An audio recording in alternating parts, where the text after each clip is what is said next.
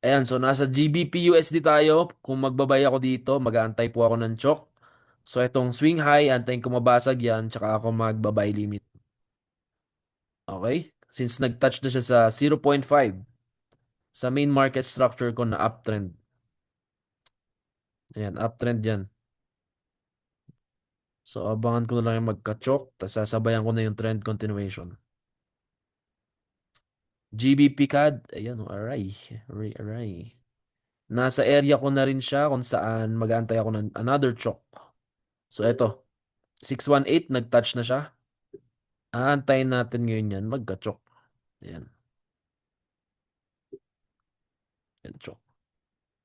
Kasi sa main natin, kung titignan niyo yung main market structure, uptrend ang bias dyan. Yan. So ito, potential pullback, 618. Then, continue trend pataas. So para ma-confirm natin na possible mag-trend continuation, sa mga umattend ng training, ano daw yung aabangan natin sa secondary market or internal market structure. Ngayon kung may nag-ano, may nakakaalala. SL din. Na-SL ka din. Ayan, nakalimutan nyo na guys. Chok, yun galing, Sir Marlon. Chok sa 15M. Tatandaan nyo kapag nag-aantay kayo ng reversal or nag-aantay kayo magpalit ng trend ang isang market structure, mag-aantay lang kayo ng 15M chok. Yan lang. Para makasabay kayo sa pullback or trend continuation. Si Euro USD, downtrend na ang main market structure, then secondary is also downtrend. So wala pa siyang valid pullback sa 50%, kaya wala pa akong setup. Antayin ko yan umangat pa. Pag bumaba yan, antayin ko yan bumalik sa 618. Tapos tsaka ako maghanap ng sell. For now, no, ano pa ako, position. Yung JPY, nanggigigil na ako dito kasi ayaw ako pagbigyan sa pullback. Ito, tinan niyo yung sell ko. Ayan, SL. SL. Nakailan na? Tatlo? Ayan, apat na siguro na SL. Hirap rin i-counter trend nito eh. Siguro pag ka-counter trend ko to. Oops. Ito na yung magiging structure ko na lang. Ito yung swing low. Nagka-breakout structure. Antayin ko mabasag tong swing low na tong gigil na to. Yan. Bago ako mag-sell uli dyan. Kasi nakakailan na yan. Ito rin. Same din dito. Na, nakakailan na ba ako dito? CADJPY. Naka 1, 2. 2 wins, 3 loss. Tama ba? Tama. So, panalo lang ako ng isa. Ng 1 hour. So, overall market structure ko dito is uptrend. Pag iti-trade ko to, maghanap lang ako ng... Saan punta? Andyan na. Kaya mo na. Sige, chat mo na lang ako. Nandiyan sa'yo na yung card. Chat ka. So, ayan. Mag-aabang na lang tayo ng internal choke. Okay? Pag choke siguro, pwede na yung pag internal, ganito lang. Yan, ganyan. Yan. Kunin ko lang tong previous low na to. Tapos sasabayan ko yung choke niyan, pababa. AUDNZD naman. Ito, AUDNZD so far, ang setup dyan is main market structure downtrend. So, itong paangat niya, potential na pullback yan. Then, pag touch niya dito, somewhere 0.5, 618, or saan dito sa red line, doon na ako mag-aabang ng chok. Internal chok or secondary chok. Para masabayan ko yung trend continuation niya.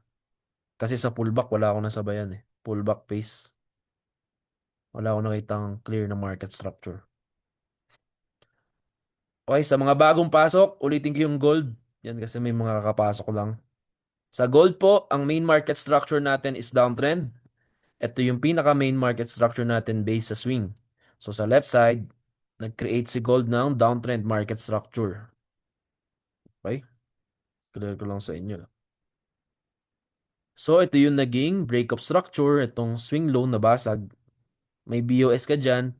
Tapos, nag-pullback si gold dito. Nag-create siya ng ganito. High, low, BOS, then pullback. Dito lang sa 0.5 level.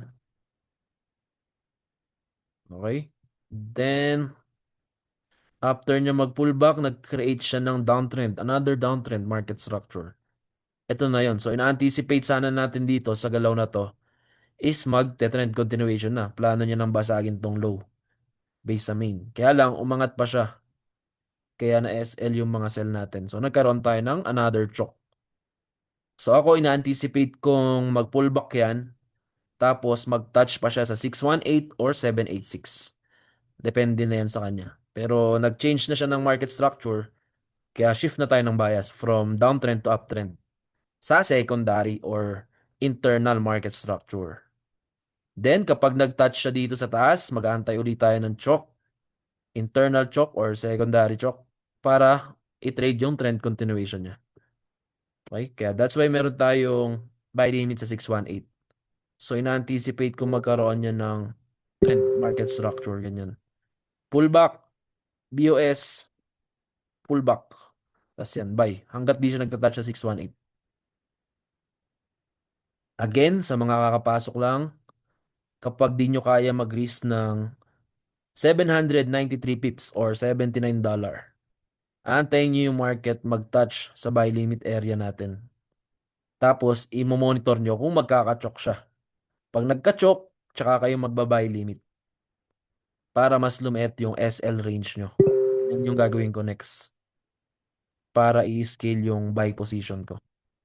So, buy ako dyan, 618. SL ko below ng low ng 15M chok.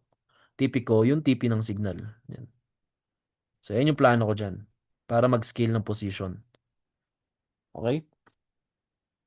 So, wait lang guys ah.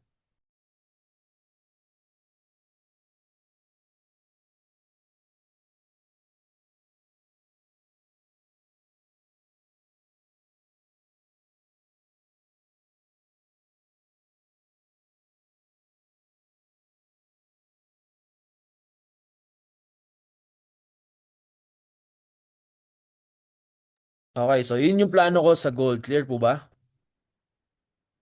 Yun po natin guys. Okay.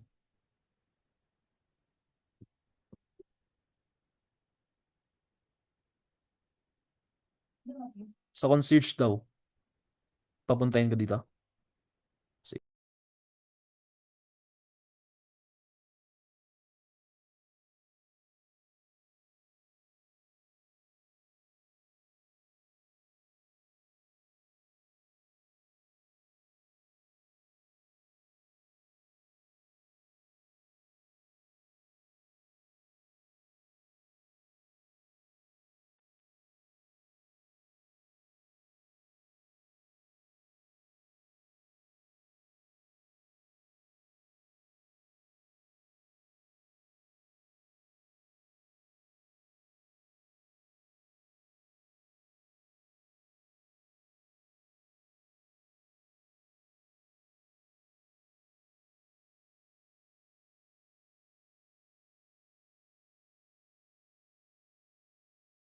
Okay guys, sorry for the interruption. Nag-order kasi kami ng ano, Grab Jollibee. Kasi naumay na kami sa food sa ano eh, restaurant dito eh. Pang dinner. Nag-dinner na po ba kayo? Yeah, Jollibee muna tayo. So ayun po ang aking position tonight. Ayun na. Shit. Namalagyat. Ano yung malapit na ma-SL? Yorkad? AUD USD? AUD USD. Tataliwas ata si AUD USD. GBP JPY rin aray. Array.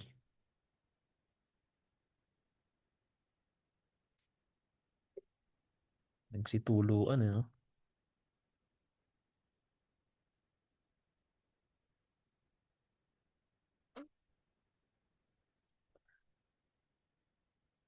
McDo, gusto niyo McDo? Next time, order tayo. Nag-order si Sir Eric ng McDo naman kanya dinner.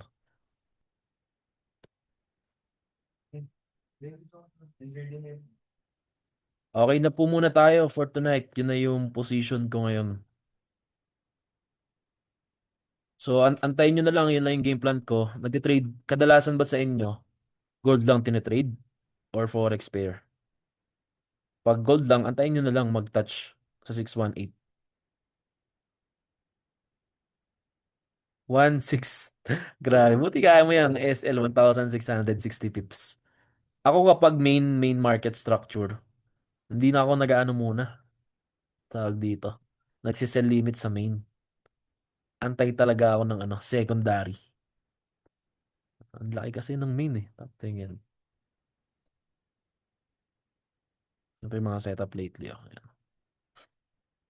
Ang diskarte ko dyan, sundan ko lang talaga yung ano niya. Order flow or market structure. Pag may SL, edi SL. Ano na lang, abang na lang next setup. Gold talaga, no? Favorite ng lahat. Sige, gold. Pause tayo sa gold. Maganda kasi si gold, mabilis lang gumalaw. Yan. Sino naka, ano sa inyo? Trade ng alligator, strategy natin sa 1 minute. Check nga natin. Tinry ko siya nung nakaraang araw eh. Pero busy pa kasi ako, di ako makascalp. Pag mag-scalping kasi nakatutok ka eh. Tapos saglit lang.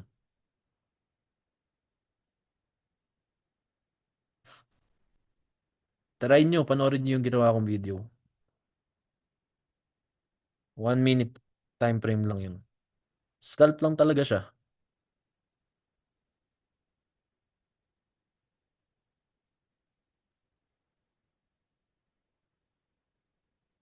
Trinay ko yan. May improve pa to eh. Pero yun, i-back test at forward test ko pa siya. Coach, pwede ba yan sa limit gold since nag-create ng chok sa secondary structure niya? Coach, pwede ba yan sa limit ang gold? Ayon sa secondary. Pag nag-touch na siya sa, tawag dito? Nag-touch na siya sa ano eh. Ano ba yan? Hindi na ako magse-sell limit dyan kay gold. Kasi ito yung pinaka secondary market structure ko. Ito, yan o. Yan. Ay. Ito yung chok ko. So ito, ano na siya, third market structure. Tama ba? Third market structure ko na siya. So ang ititrade ko lang kasi yung secondary lang. Kaya antayin ko na lang mag-touch sa 618 sa secondary. By limit ako. Tapos TP ko 1:2. Pero, kung ito sana, di ba nagka-chok, internal chok kasi yan eh, no? Kung hindi pa siya mag-touch sana dito sa 0.5, magsasell limit ako dyan, pababa. Kaya lang, pullback na kasi siya dito eh, sa chok. Dito, chok na to sa swing. Ito, swing. Kaya hindi na ako magsasell limit dito. Invalid na to for me. Ito, yung diskarte po dito, antayin nyo mag-touch sa 618, tapos antay kayo ng internal chok. Yun. Tapos flat lang kayo fib from swing low to swing high. Kung magkaroon ng internal chok dyan. Tapos tipin nyo yung tipin ng signal natin para solid.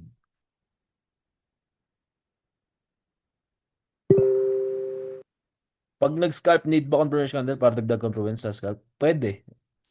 Pag confirmation candle, pwede kayo mag-abang ng bullish doji tsaka bearish doji. Kapag bullish doji, sell bias. Kapag bearish doji, buy bias. Yun lang abangan nyo. Okay? Yun na po muna tayo for today's video at kami ay magdi-dinner muna. Okay, thank you po and good luck sa trading natin this week hanggang bukas. Okay, thank you po. Buy limit, tas set and forget na. Bukas, check na natin bukas. Thank you po. Have a good night.